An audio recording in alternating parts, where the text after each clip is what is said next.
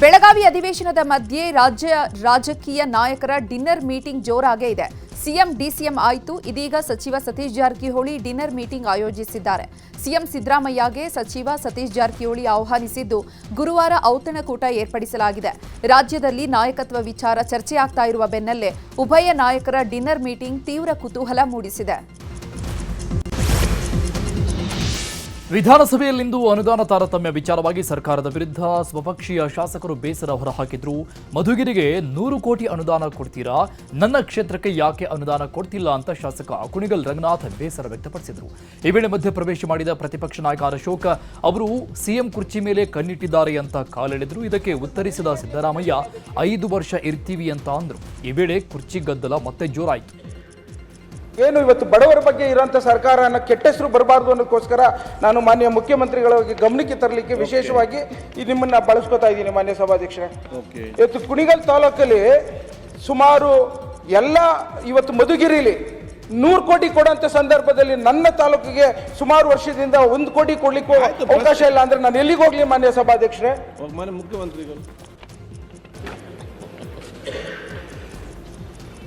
ಮಾನ್ಯ ಅಧ್ಯಕ್ಷರೇ,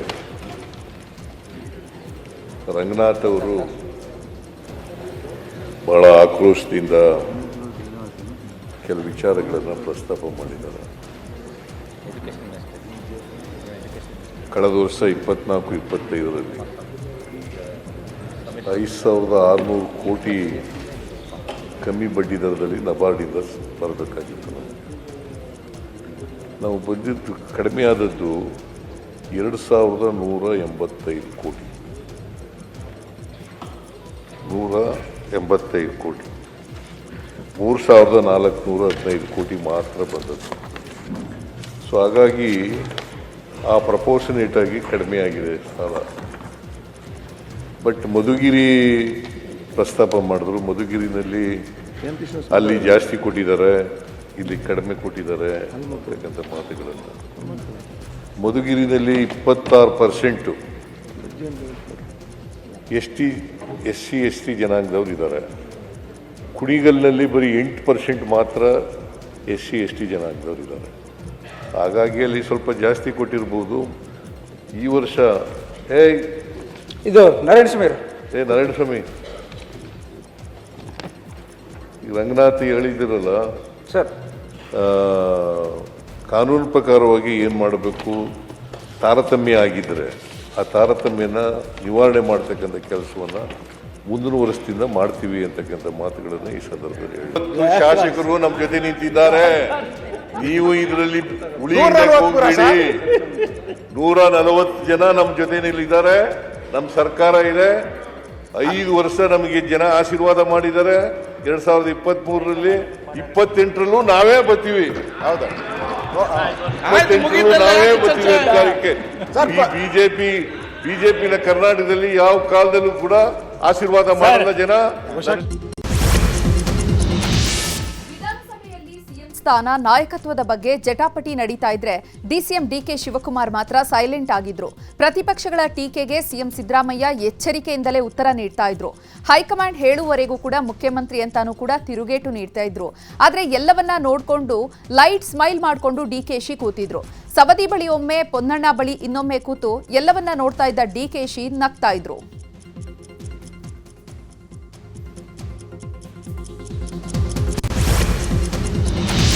ಅನುದಾನ ತಾರತಮ್ಯ ಕುರಿತು ಆರೋಪ ಕುರಿತು ಉತ್ತರ ಕೊಟ್ಟ ಸಿಎಂ ಸಿದ್ದರಾಮಯ್ಯ, ನನ್ನ ಮೇಲೆ ವಿಶ್ವಾಸ ಬಿಡಿ, ಅದನ್ನ ಸರಿಪಡಿಸೋಣ ಅಂತ ಹೇಳಿದ್ರು. ಈ ವೇಳೆ ಮತ್ತೆ ಮಾತು ಮುಂದುವರಿಸಿದ ವಿಪಕ್ಷ ನಾಯಕ ಅಶೋಕ್, ಬೇಕು ಅಂತ ತಾರತಮ್ಯ ಮಾಡಿದ್ರಾ ಹೇಗೆ ಅಂತ ಪ್ರಶ್ನೆ ಮಾಡಿದ್ರು.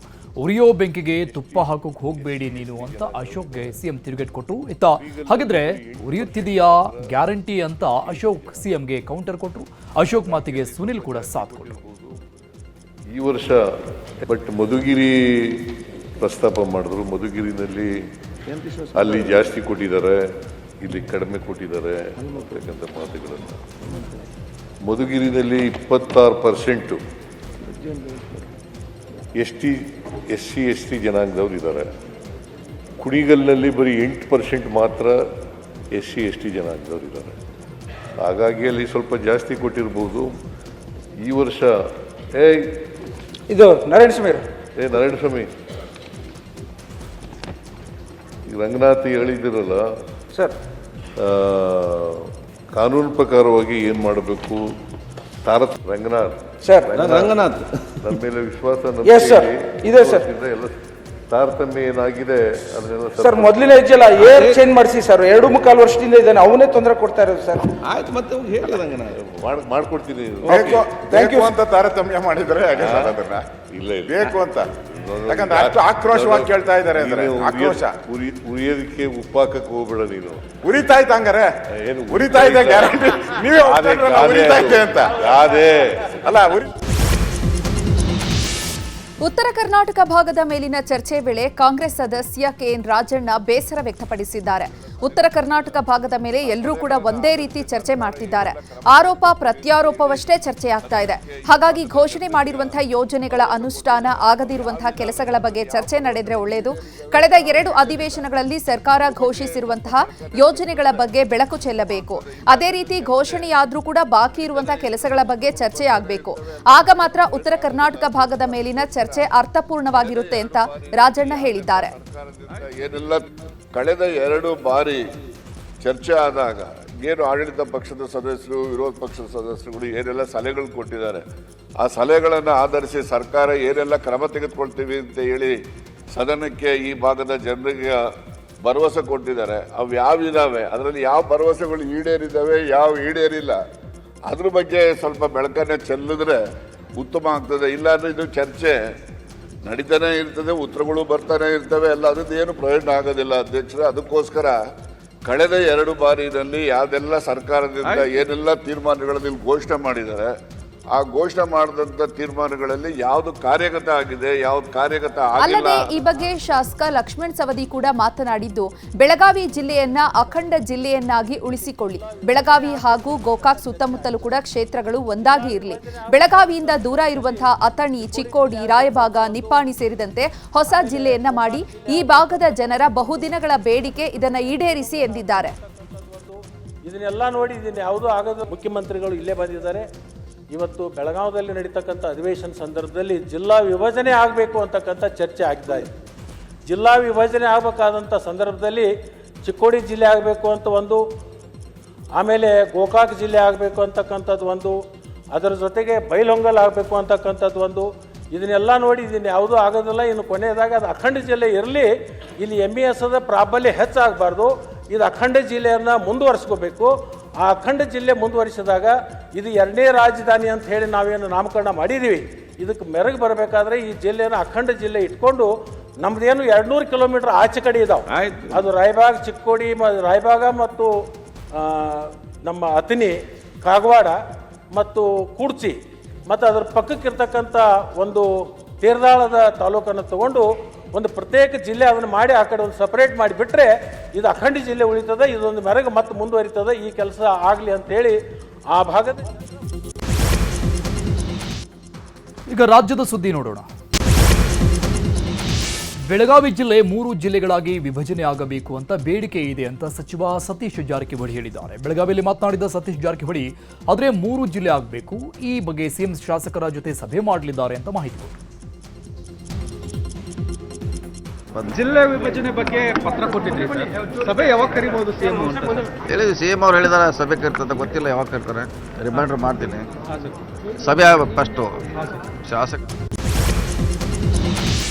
ಮಳವಳ್ಳಿಗೆ ಬಂದಿಳಿದ ರಾಷ್ಟ್ರಪತಿ ದ್ರೌಪದಿ ಮುರ್ಮು ಅವರನ್ನ ಹೂಗುಚ್ಛ ನೀಡಿ ರಾಜ್ಯಪಾಲ ತಾವರ್ಚಂದ್ ಗೆಹ್ಲೋಟ್ ಸ್ವಾಗತ ಮಾಡಿದ್ರು. ಕೇಂದ್ರ ಸಚಿವ ಕುಮಾರಸ್ವಾಮಿ, ಮಂಡ್ಯ ಜಿಲ್ಲಾ ಉಸ್ತುವಾರಿ ಸಚಿವ ಚಲುರಾಯಸ್ವಾಮಿ ಸ್ವಾಗತಿಸಿದ್ರು. ಮಳವಳ್ಳಿ ಪಟ್ಟಣದ ಶಾಂತಿ ಕಾಲೇಜು ಮುಂಭಾಗದಲ್ಲಿ ನಡೀತಾ ಇರುವಂತಹ ವೇದಿಕೆ ಕಾರ್ಯಕ್ರಮದಲ್ಲಿ ರಾಷ್ಟ್ರಪತಿಗಳು ಭಾಗಿಯಾಗಿದ್ರು. ಸುತ್ತೂರು ಮಠದ ಶಿವರಾತ್ರಿ ದೇಶಿಕೇಂದ್ರ ಸ್ವಾಮೀಜಿ ನೇತೃತ್ವದಲ್ಲಿ ಈ ಕಾರ್ಯಕ್ರಮ ನಡೆಯಲಿದೆ. ಇಂದಿನಿಂದ ಡಿಸೆಂಬರ್ 22ರವರೆಗೆ 7 ದಿನಗಳ ಕಾಲ ಬೃಹತ್ ಸಮಾರಂಭ ನಡೆಯಲಿದೆ. ಕಾರ್ಯಕ್ರಮದ ಬಳಿಕ ಮಾತನಾಡಿದ ದ್ರೌಪದಿ ಮುರ್ಮು, ಸುತ್ತೂರು ಪರಂಪರೆ ನಾಡಿಗೆ ನೀಡಿರುವಂತಹ ಕೊಡುಗೆ ಬಗ್ಗೆ ಸ್ಮರಿಸಿದ್ರು. ಅಲ್ಲದೆ ಕೇಂದ್ರ ಸಚಿವ HD ಕುಮಾರಸ್ವಾಮಿ ಅವರಿಗೆ ಹುಟ್ಟುಹಬ್ಬದ ಶುಭಾಶಯ ಕೋರಿದ್ರು.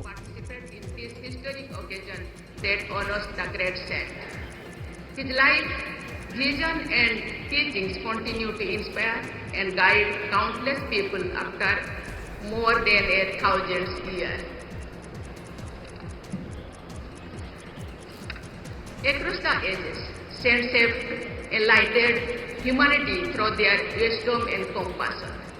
Their lives remind us that true greatness lies not in authority or wealth, but in ಕೆಲಸದ ಒತ್ತಡ, ರಜೆ ಸಿಗದ ಹಿನ್ನೆಲೆ ಆನ್ಲೈನ್ ವಿಡಿಯೋ ಕಾಲ್ ಮೂಲಕ ವಧೂವರರು ಎಂಗೇಜ್ಮೆಂಟ್ ಮಾಡಿಕೊಂಡಿದ್ದಾರೆ.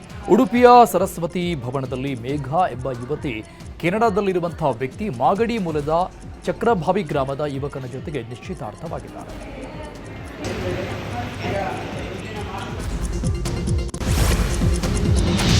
ಕೆಜಿಎಫ್ ಸಹ ನಿರ್ದೇಶಕ ಕೀರ್ತನಗೌಡ ಪುತ್ರನ ದಾರುಣ ಸಾವಾಗಿದೆ. ಲಿಫ್ಟ್ನಲ್ಲಿ ಸಿಲುಕಿ ಕೀರ್ತನಗೌಡ ಪುತ್ರ ಪುಟಾಣಿ ಸೋಹರ್ಷ್ ಸಾವನ್ನಪ್ಪಿದ್ದಾನೆ. ಹೈದರಾಬಾದ್ನಲ್ಲಿ ಸೋಮವಾರ ಈ ಘಟನೆ ನಡೆದಿದೆ. ಕೆಜಿಎಫ್ ಸಿನಿಮಾದಲ್ಲಿ ಕೀರ್ತನ್ ಗೌಡ ಕೆಲಸ ಮಾಡ್ತಾ ಇದ್ರು. ಸದ್ಯ ತೆಲುಗಿನಲ್ಲಿ ಸ್ವತಂತ್ರ ನಿರ್ದೇಶಕರಾಗಿ ಕೀರ್ತನ್ ಗೌಡ ಕೆಲಸ ಮಾಡ್ತಾ ಇದ್ರು. ಕೀರ್ತನ್ ಗೌಡಗೆ ತೆಲುಗು ಚಿತ್ರರಂಗ ಸಾಂತ್ವನ ಹೇಳಿದೆ. ನಟ ರಾಜ್ಬೀರ್ ಶೆಟ್ಟಿ ಹಾಗೂ ರಿಷಬ್ ಶೆಟ್ಟಿ ನಡುವೆ ಅಂತರ ಮೂಡಿದೆಯಾ ಎಂಬ ಮಾತುಗಳು ಕೇಳಿಬಂದಿತ್ತು. ಈ ಬಗ್ಗೆ ನ್ಯೂಸ್ ಸೆಟ್ಟಿಂಗ್ ಜೊತೆ ರಾಜ್ಬೀರ್ ಶೆಟ್ಟಿ ಸ್ನೇಹದ ಮಾತುಗಳನ್ನಾಡಿದ್ದು, ನಾನು ಕಾಂತಾರ ಚಾಪ್ಟರ್ 1 ಶುರುವಾದಾಗಲೇ ಹೇಳಿ ಹೊರಗೆ ಬಂದೆ. ಕಾಂತಾರ 1ನಲ್ಲಿ ನನ್ನ ನಂಬಿಕೆಗೆ ಯಾವುದೋ ತೊಂದರೆ ಆಗೋ ಚಾನ್ಸಸ್ ಇರೋ ಕಾರಣದಿಂದ ಹೊರಗುಳಿತೀನಿ ಅಂತ ಹೇಳಿ ಬಂದೆ. ನಾನು ರಿಷಬ್ ನಿರ್ದೇಶನದ ಕಾಂತಾರ 1 ನೋಡಿದ್ದೀನಿ. ರಿಷಬ್ ಶೆಟ್ಟಿ ನಮ್ಮ 45 ಸಿನಿಮಾ ನೋಡಲೇಬೇಕು ಅಂತೇನಿಲ್ಲ. ರಿಷಬ್ ಶೆಟ್ಟಿ ನನ್ನ ಹೆಸರು ಹೇಳಿಲ್ಲ ಅಂತ ಹರ್ಟ್ ಆಗೋ ಅವಶ್ಯಕತೆ ಇಲ್ಲ ಅಂತ ಹೇಳಿದ.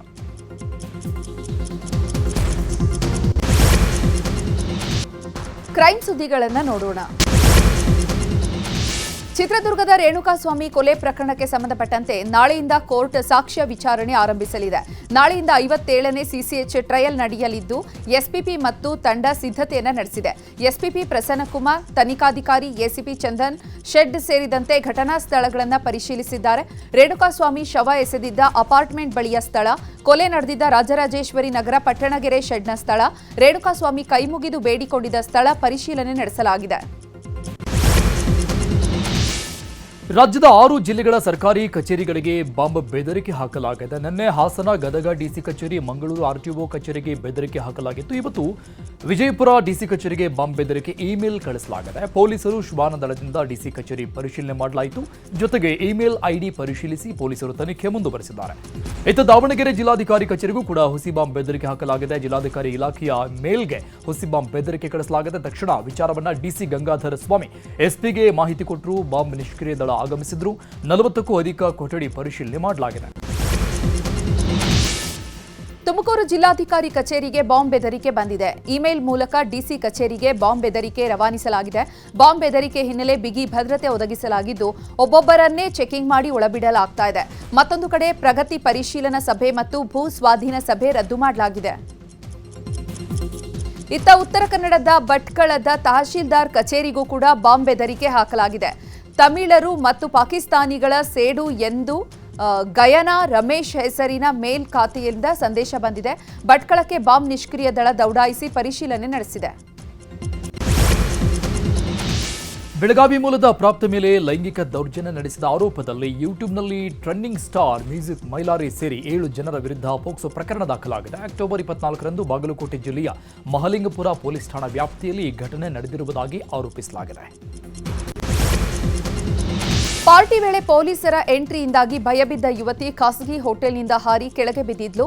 ಭಾನುವಾರ ಬೆಳಗಿನ ಜಾವ ಈ ಘಟನೆ ನಡೆದಿತ್ತು. ಈ ಘಟನೆಗೆ ಸಂಬಂಧಪಟ್ಟಂತೆ ವೈಟ್ಫೀಲ್ಡ್ ಡಿಸಿಪಿ ಪರಶುರಾಮ್ ಪ್ರತಿಕ್ರಿಯೆ ನೀಡಿದ್ದಾರೆ. 4 ಹುಡುಗರು 4 ಹುಡುಗಿಯರು ಇದ್ರು. ಎಲ್ಲರೂ ಕೂಡ ಕುಡಿದಿರೋದು ಗೊತ್ತಾಗಿದೆ. ಐಡಿ ಕಾರ್ಡ್ ಪರಿಶೀಲನೆಗಾಗಿ ಕೆಳಗೆ ಬರುವಂತೆ ಕರೆದಿದ್ದಾರೆ. ಆಗ ಓರ್ವ ಯುವತಿ ಕೆಳಗೆ ಬಿದ್ದಿದ್ದಾಳೆ ಅಂದ್ರು. ಈಗ ಕ್ರೀಡಾ ಸುದ್ದಿಗಳನ್ನು ನೋಡೋಣ.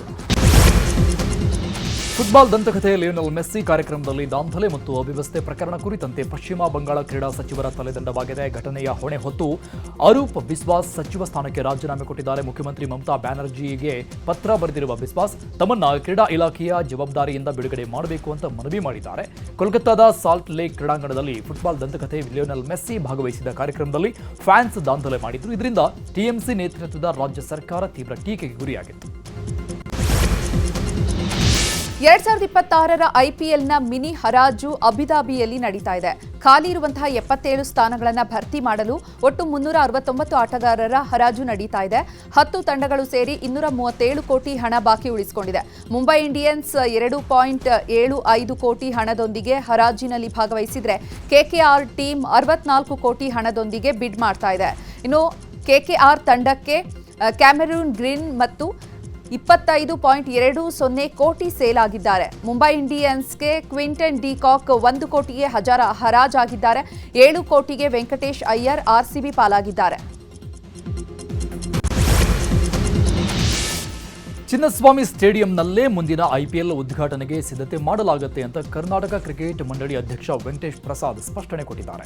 ಆರ್ಸಿಬಿ ವಿಜಯೋತ್ಸವದ ಕಾಲ್ತುಳಿತದಿಂದ ಸ್ಟೇಡಿಯಂ ಬಂದ್ ಆಗಿತ್ತು. ಈಗ ರಾಜ್ಯ ಸರ್ಕಾರದಿಂದ ಒಪ್ಪಿಗೆ ಸಿಕ್ಕಿದ ಬಿಸಿಸಿಐನಲ್ಲಿ ಚರ್ಚೆ ಆಗ್ತಾ ಇದ್ದು ಶೀಘ್ರದಲ್ಲೇ ಐಪಿಎಲ್ ಉದ್ಘಾಟನೆ ದಿನಾಂಕ ಘೋಷಣೆ ಮಾಡ್ತೀವಿ ಅಂತ ವೆಂಕಟೇಶ್ ಪ್ರಸಾದ್ ಹೇಳಿದ್ದಾರೆ. ಯಾರು ಗೆಲ್ತಾರೆ, ಸೊ ನಾವು ಯಾವಾಗ ಸೆಕ್ರೆಟರಿ ಬಿಸಿಸಿಐನ ಮೀಟ್ ಮಾಡಿದ್ವೋ ನಾವು ಅವ್ರು ಹೇಳ್ತಾ ಇರೋ ಒಂದು ದೊಡ್ಡ ನಮಗೆ ಒಂದು ತಲೆನೋವಿತ್ತು ಆ್ಯಕ್ಚುಲಾಗಿ. ಯಾಕೆಂದರೆ RCB ಅವ್ರು ಚಾಂಪಿಯನ್ಸ್ ಆಗಿದ್ರು. ಜನರಲಿ ಏನಾಗುತ್ತೆ ಅಂದರೆ RCBನವರು ಗೆದ್ದಾಗ ಯಾರು ಗೆಲ್ತಾರೋ ಅವರ ಒಂದು ಮನೆ ಗ್ರೌಂಡ್ ಏನೋ ಹೋಮ್ ಗ್ರೌಂಡ್ನಲ್ಲೇ ನಡೆಸೋದು ಇದನ್ನು ಓಪನಿಂಗ್ ಸೆರೆಮನಿ ಎಲ್ಲ. ಸೊ ನೀವಾಗ ಏನು ಮಾಡೋದು ಅಂತ ಯೋಚನೆ ಮಾಡ್ತಾ ಇದ್ವಿ ನಾವು. ಸೊ ನೀವು ಹೋಗಿ ಈ ಥರ ಒಂದು ಗ್ರೀನ್ ಸಿಗ್ನಲ್ ತೊಗೊಂಬಂದಿರೋದ್ರಿಂದ ನಮಗೆ ಒಂಥರ ತಲೆನೋವು ಕಡಿಮೆ ಆಗಿದೆ ಅಂತಲೇ ಹೇಳಿದ್ದಾರೆ ಅವ್ರು ನಮಗೆ. ಸೊ ಹಾಗಾಗಿ ಒಂಥರ ಇದು ಖಂಡಿತ ಎಲ್ಲರಿಗೂ ಸಿಹಿ ಸುದ್ದಿ ಅಂತ ಹೇಳಕ್ಕೆ ಇಷ್ಟಪಡ್ತೀನಿ. ಎಲ್ಲರಿಗೂ ಅಂದರೆ ನಮ್ಮ ಕ್ರಿಕೆಟ್ ಫ್ಯಾನ್ಸ್ಗೆ. ದೇಶದ ಸುದ್ದಿಗಳನ್ನು ನೋಡೋಣ. ನ್ಯಾಷನಲ್ ಹೆರಾಲ್ಡ್ ಕೇಸ್ನಲ್ಲಿ ಸೋನಿಯಾ ಗಾಂಧಿಗೆ ರಿಲೀಫ್ ಸಿಕ್ಕಿದೆ. ಅಕ್ರಮ ಹಣ ವರ್ಗಾವಣೆ ಪ್ರಕರಣವನ್ನು ವಿಚಾರಣೆ ನಡೆಸಲು ದೆಹಲಿ ನ್ಯಾಯಾಲಯ ನಿರಾಕರಿಸಿದೆ. ಖಾಸಗಿ ದೂರನ್ನು ಆಧರಿಸಿದ ಪ್ರಕರಣವನ್ನು PMLA ಕಾಯ್ದೆ ಅಡಿ ತರಲು ಆಗಲ್ಲ ಹಾಗೂ ಇಡಿ ಇದನ್ನು ನಿರ್ವಹಿಸಲು ಸಾಧ್ಯ ಇಲ್ಲ ಅಂತ ದೆಹಲಿ ನ್ಯಾಯಾಲಯ ಅಭಿಪ್ರಾಯಪಟ್ಟಿದೆ. ಲಡಾಖ್ನ ಪಂದ್ರಾಸ್ ಗ್ರಾಮದ ನದಿಯ ಬಳಿ ಹಳೆಯ ಗ್ರೆನೇಡ್ ಒಂದು ಪತ್ತೆಯಾಗಿದ್ದು ಭದ್ರತಾ ಪಡೆ ಹಾಗೂ ಪೊಲೀಸರು ಗ್ರೆನೇಡ್ ಅನ್ನು ನಿಷ್ಕ್ರಿಯಗೊಳಿಸಿದ್ದಾರೆ. ಗ್ರೆನೇಡ್ ಪತ್ತೆಯಾದ ಸ್ಥಳದಲ್ಲಿ ಭದ್ರತಾ ಪಡೆ ಕಟ್ಟೆಚ್ಚರ ವಹಿಸಿದ್ದು ಸ್ಥಳದಲ್ಲಿ ಯಾರೂ ಹೋಗದಂತೆ ನಿಷೇಧ ಹೇರಲಾಗಿದೆ ಅಂತ ಲಡಾಖ್ ಪೊಲೀಸರು ತಿಳಿಸಿದ್ದಾರೆ. ಗೋವಾ ಅಗ್ನಿ ದುರಂತಕ್ಕೆ ಸಂಬಂಧಪಟ್ಟಂತೆ ನೈಟ್ ಕ್ಲಬ್ ಮಾಲೀಕರಾದ ಲೂಥ್ರಾ ಸಹೋದರರನ್ನ ಗಡೀಪಾರು ಮಾಡಲಾಗಿದೆ. ಥೈಲ್ಯಾಂಡ್ನಿಂದ ದೆಹಲಿಗೆ ಲೂಥ್ರಾ ಬ್ರದರ್ಸ್ ಅನ್ನ ಕರೆತರಲಾಗಿದ್ದು ಕೋರ್ಟ್ಗೆ ಹಾಜರುಪಡಿಸಲಾಗಿದೆ. ಕೋರ್ಟ್ಗೆ ಹಾಜರುಪಡಿಸುವ ಮೊದಲು ಆಸ್ಪತ್ರೆಯಲ್ಲಿ ಇಬ್ಬರ ಆರೋಗ್ಯ ತಪಾಸಣೆ ಮಾಡಲಾಗಿದೆ. ಈಗ ವಿದೇಶದ ಸುದ್ದಿ ನೋಡೋಣ. ವಿಶ್ವಸಂಸ್ಥೆಯಲ್ಲಿ ಪಾಕ್ಗೆ ಭಾರತ ದಿಟ್ಟ ಉತ್ತರ ಕೊಟ್ಟಿದೆ. ಸಿಂಧೂ ನದಿ ಒಪ್ಪಂದದ ವಿಚಾರವಾಗಿ ವಿಶ್ವಸಂಸ್ಥೆಯಲ್ಲಿ ಭಾರತದ ಪ್ರತಿನಿಧಿ ಪರ್ವತನೇನಿ ಹರೀಶ್ ಮಾತನಾಡಿದರು. 65 ವರ್ಷಗಳಿಂದ ಭಾರತ ಒಪ್ಪಂದವನ್ನು ಗೌರವಿಸುತ್ತಾ ಬಂದಿದೆ. ಆದರೆ ಪಾಕ್ ಪದೇ ಪದೇ ಉದ್ದಟತನ ತೋರುತ್ತಾ ಇದೆ ಅಂತ ಆರೋಪಿಸಿದ್ದಾರೆ. ತಮ್ಮ ದೂರದೃಷ್ಟಿ ಮತ್ತು ನವೀನ ಭೀದನ ಕ್ರಮದಿಂದಾಗಿ ಪ್ರಭಾವ ಬೀರ್ತಾ ಇರುವಂತಹ ಭಾರತದ 3 ಶಿಕ್ಷಣ ತಜ್ಞರು ಗ್ಲೋಬಲ್ ಟೀಚರ್ ಪ್ರಶಸ್ತಿ 2026ರ ಟಾಪ್ 50 ಶಾರ್ಟ್ ಲಿಸ್ಟ್ನಲ್ಲಿ ಸ್ಥಾನ ಪಡೆದಿದ್ದಾರೆ. ಈ ಪ್ರಶಸ್ತಿಯ ಮೊತ್ತ ಸುಮಾರು 9.07 ಕೋಟಿಯಾಗಿದ್ದು ಶಾಲಾ ಶಿಕ್ಷಣ ಸುಧಾಂಶು ಶೇಖರ್ ಪಾಂಡಾ, ಜಮ್ಮು ಕಾಶ್ಮೀರದ ಮೆಹರಾನ್ ಮತ್ತು ರೂಬಲ್ ನಾಗಿ ಪ್ರಶಸ್ತಿಗೆ ಶಾರ್ಟ್ ಲಿಸ್ಟ್ ಆಗಿದ್ದಾರೆ. ರಷ್ಯಾ ಯುಕ್ರೇನ್ ಯುದ್ಧ ಅಂತ್ಯಗೊಳಿಸುವ ಒಪ್ಪಂದಕ್ಕೆ ನಾವು ಹಿಂದಿಗಿಂತಲೂ ಇಂದು ಮತ್ತಷ್ಟು ಸಮೀಪದಲ್ಲಿದ್ದೇವೆ ಅಂತ ಅಮೆರಿಕ ಅಧ್ಯಕ್ಷ ಡೊನಾಲ್ಡ್ ಟ್ರಂಪ್ ಹೇಳಿದ್ದಾರೆ. ಈ ಬಗ್ಗೆ ಮಾತನಾಡಿರುವ ಅವರು, ನಾನು ಈಗಾಗಲೇ 8 ಯುದ್ಧಗಳಿಗೆ ವಿರಾಮ ಘೋಷಿಸಿದ್ದೇನೆ. ಇದು 9ನೇ ಯುದ್ಧವಾಗಿದೆ. ಯುದ್ಧ ವಿರಾಮ ಒಪ್ಪಂದ ಸಾಂಗವಾಗಿ ನಡೀತಾ ಇದೆ. ಈ ಪ್ರಯತ್ನದಲ್ಲಿ ನಾನು ಈಗ ಮತ್ತಷ್ಟು ಹತ್ತಿರವಾಗಿದ್ದೇನೆ ಅಂತ ಹೇಳಿದ್ದಾರೆ. ದಕ್ಷಿಣ ಬ್ರೆಜಿಲ್ನ ಗುವಾಯ್ಬಾದಲ್ಲಿ ಭಾರೀ ಚಂಡಮಾರುತ ಅಪ್ಪಳಿಸಿದೆ. ಇದರ ಪರಿಣಾಮವಾಗಿ ಭಾರೀ ಬಿರುಗಾಳಿ ಬೀಸಿದ್ದು ಗಾಳಿಯ ರಭಸಕ್ಕೆ ಲಿಬರ್ಟಿ ಪ್ರತಿಮೆಯ ಪ್ರತಿಕೃತಿ ನೆಲಕ್ಕುರುಳಿದೆ.